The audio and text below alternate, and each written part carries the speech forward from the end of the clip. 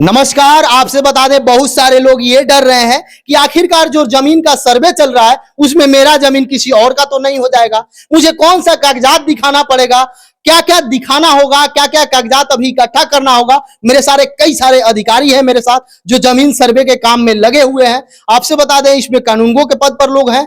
और एक बात मैं बता दूं, बहुत सारे लोग एएसओ हैं, सब कुछ है, अलग अलग है, कई सारे पदाधिकारी हैं। ये लोग काम कर रहे हैं, आम सभा कर रहे हैं। आम सभा में क्या जानकारी आपके पास होना चाहिए, कौन सा वंशावली आप दीजिएगा, वंशावली में क्या क्या उस पर निर्भर करता है, कहां कहां ध्यान देना चाहिए, किस तरीका से दस्तावेज आपका कब तक का लगेगा, क्या अद्यतन दस्तावेज लगेगा, आपके वाला कराए हैं यानी रजिस्ट्री कराए हैं, उसका क्या कागजात लगेगा, एक एक करके जानेंगे। आपका स्वागत है एग्जाम्पल में।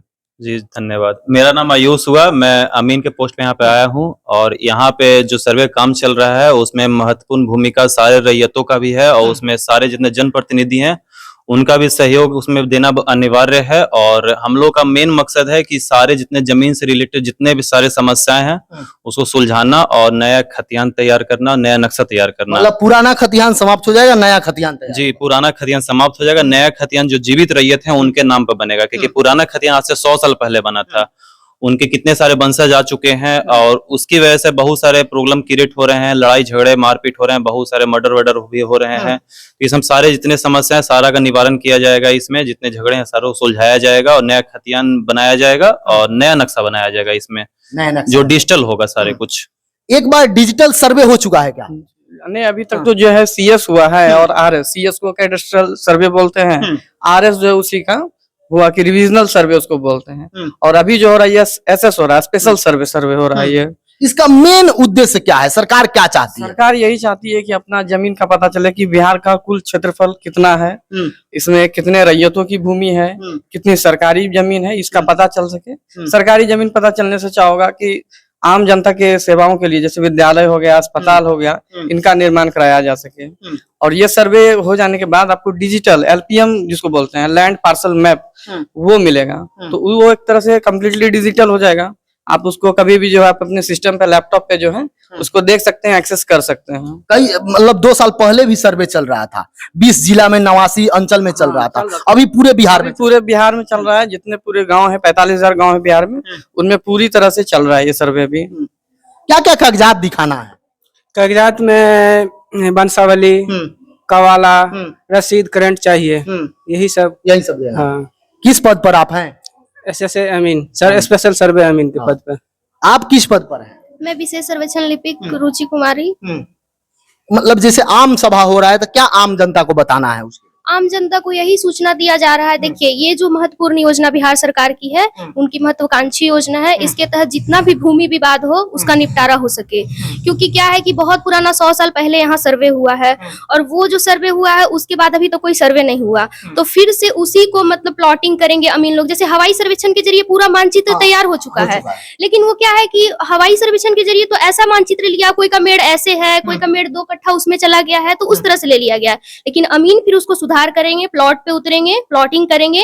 और जो भी जैसे रैयत का जमीन है तो रैयत को क्या होता है कि किसी का मान लीजिए कि एक मतलब 10 कट्ठा जमीन है लेकिन वो 12 कट्ठा जोत रहा है, तो ये सब मतलब क्लियर हो जाए। बिहार सरकार ये मतलब जिसका कम है उसको दे दिया जाएगा, जिसका अधिक है उससे काट। जो नहीं, लेकिन अब जो कागज दिखाएंगे उन्हीं को दिया जाएगा, कागज दिखाना। इसीलिए आम सभा भी हम लोग सारे टीम है, हम लोग का एक टीम उतरा है यहाँ पे, हम लोग सब आम सभा कर रहे हैं। और उस आम सभा में बताया जा रहा है कि आप लोग को वंशावली 3 देना है, P2 देना है, वो सब भर के जितने भी आपके मतलब डीडी नंबर जो कुछ भी होता है, रसीद आप कटवाते हैं, वो सब कुछ आप जमा कीजिए, ताकि आपका अधिकार है जमीन पे, आप किस अधिकार से आप कर रहे हैं, जोत रहे हैं, रह रहे हैं, उसका क्लियर पता चले तब आपको होगा। क्योंकि बहुत लोग होता है ना कि दूसरा का जमीन लेकर के जोत रहा है, पुराना सर्वे हुआ उसी से। इसलिए बिहार सरकार चाह रही है कि सर्वे हो, भूमि का विवाद कम हो।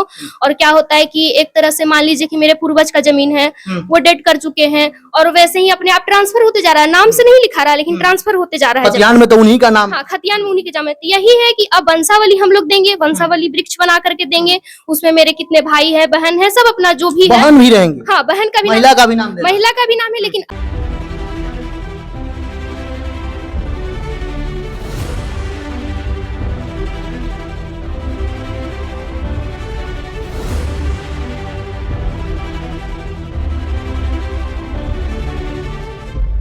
अब अब है महिला अगर चाहे तो स्वेच्छा से अपने भाई को दे सकती है जमीन। अपने भाई मतलब जो भी है उसका अगर मन है कि हम रखे तो रखे, नहीं तो स्वेच्छा से दे सकती है, उसमें कोई जोर जबरदस्ती नहीं है। तो यही है कि सब अपना अपना सबका खाता खुल जाएगा, सबके नाम से, सबके नाम से जमीन हो जाएगा।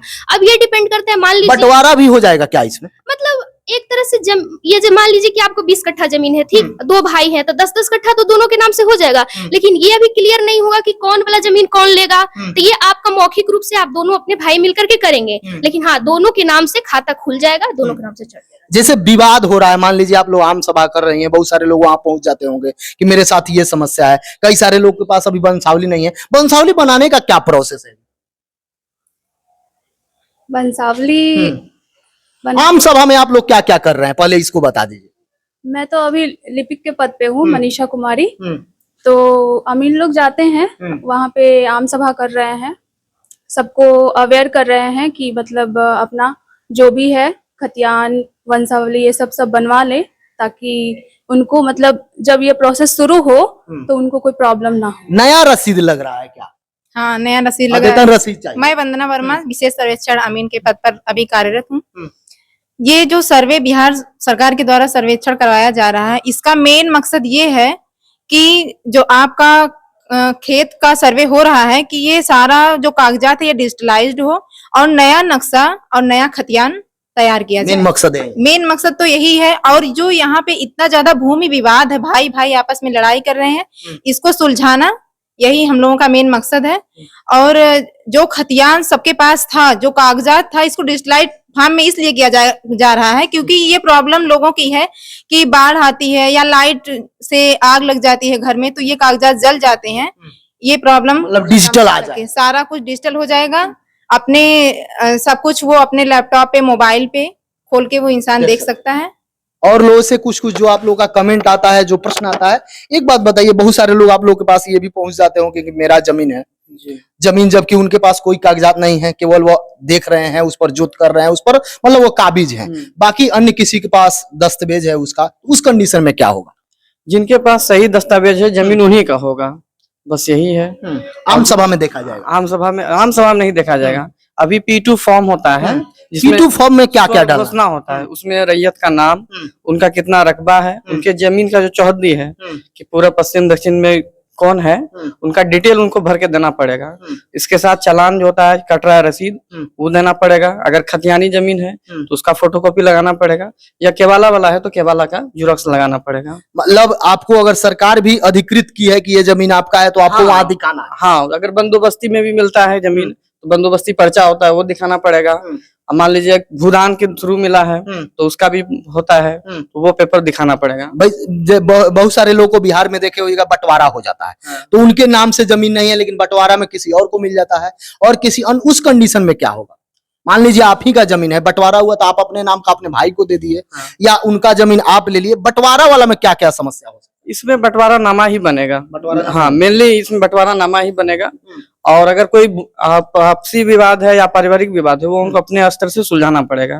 मतलब पारिवारिक विवाद हो या अगल बगल का विवाद हो, अगर वो चाहते हैं तो इसमें सुलझाया जा सकता है। वो अपने सारे लोग बैठ करके आप आपसी सहमति से सुलझा सकते हैं, क्योंकि वो फिर मैटर ज्यादा ऊपर बढ़ा तो फिर उन्हें समस्या होगा। तो सारे लोग आपस में बैठ करके आराम से मतलब मैटर सुलझा लें, फिर उसके बाद जो भी मतलब डिसीजन हो आपने सादा कागज पर लिख के फिर हमें सबमिट कर सकते हैं सारे का सिग्नेचर के साथ। अगर कोई अभी जमीन का जांच चल रहा है, सर्वे चल रहा है, उस दिन कोई व्यक्ति वहां पे नहीं पहुंचा, दूसरा जिसका जमीन नहीं है वहीं पहुंच के सब कुछ दिखा दिए, उस कंडीशन में जिनका जमीन है वो आपत्ति कहाँ कहाँ कर सकते हैं? उसके लिए आपत्ति के लिए एक प्रपत्र बनाया गया है, प्रपत्र 8, जिसमें आप शिविर में आकर जिन लोगों का आपत्ति है वो आपत्ति अपना दे सकते हैं। उस आपत्ति के आलोक में वहाँ पे अमीन दोबारा जाएंगे, उस जमीन का दोबारा सारा डॉक्यूमेंट लिया जाएगा और जमीन का सारा दोबारा सर्वे किया जाएगा। फिर वहाँ पे जिसका दखल होगा, जिसका कागज सही होगा, फिर वहाँ पे किया जाएगा। वो उसका जो अधिकार है वो हमारे कानूनगो सर को दिया गया है, उसमें कानूनगो सर उसमें डिसीजन लेंगे उस अपना।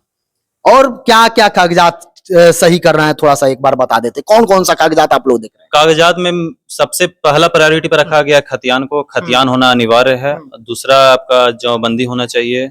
आपका जब जमीन खरीदा हुआ है तो उसका केवाला रजिस्ट्री पेपर होना चाहिए। साथ में उसका मोटेशन करवाएं तो उसका भी जमाबंदी होना बहुत जरूरी है। मोटेशन वाला नहीं है तब? नहीं, मोटेशन आपको करवाना जरूरी है, क्योंकि रजिस्ट्री ऑफिस एक इंडिपेंडेंट बॉडी हो जाता है, तो वो रजिस्ट्री किसी भी प्लॉट का 2-2 3 दिन रजिस्ट्री हो सकता है, लेकिन मोटेशन एक ही होता है, तो मोटेशन कंपलसरी है उसमें।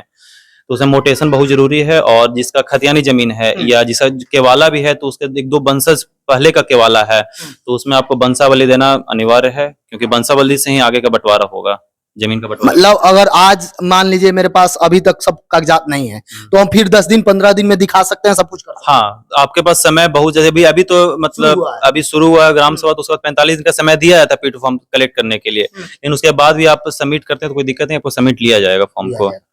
जो भी देख रहे हैं इसके बावजूद भी आपके मन में किसी प्रकार का कोई प्रश्न हो, जमीन से रिलेटेड, जमीन सर्वे चल रहा है तो आप कमेंट बॉक्स में जरूर कमेंट करिएगा। मैं लगातार प्रयास कर रहा हूं कि कई सारे लोगों का इंटरव्यू किया जाए और आपका जो क्वायरीज हो वो उनसे मैं पूछूंगा, तो आप जरूर चैनल को सब्सक्राइब कर लीजिएगा और कमेंट बॉक्स में जरूर कमेंट कीजिएगा।